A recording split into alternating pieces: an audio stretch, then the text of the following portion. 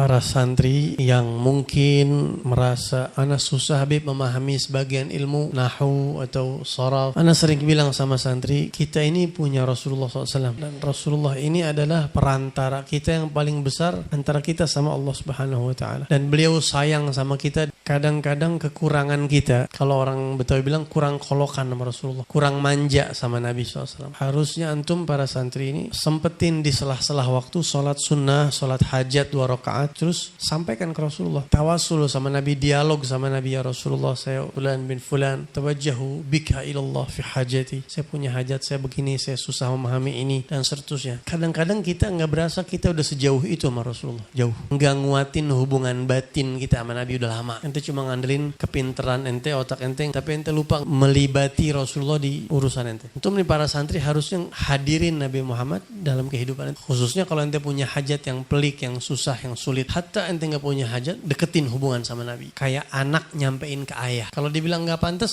ya bagi kita. Tapi kata Syekh Yusuf An-Nabahani kan kemarin, tuh Rasulullah orang Arab yang nggak punya akhlak aja masih diterima sama Nabi. Ente sampein, ya Rasulullah, ana belum pernah mimpi melihat engkau. Rasulullah itu ngedenger dan nerima dan nyampein. Sayang banget ente punya Nabi yang segitu baiknya, yang Allah kasih kewenangan luar biasa, tapi entenya nggak pernah komunikasi sama Rasulullah, dan ente anggap udah ente jauh dari Rasulullah anak-anak sendiri-sendiri. Harus antum perkuat hubungan antum sama Nabi SAW. Kapan ente begitu sama Nabi SAW? Kapan ente kolokan? Emang boleh sejauh itu sama Nabi Muhammad? Ente panggil beliau, ente sampein isi hati ente, hajat ente dengan sungguh-sungguh, dengan sopan, dengan akhlak. Ilmu ente nggak terlalu kuat buat ngangkat derajat kita. Atau ente yang punya ibu, ente bilang sama ibu ente, doain anak biar dekat sama Rasulullah. Ilmu mungkin kita nggak seberapa, tapi kita mau ada perhatian dari Rasulullah SAW.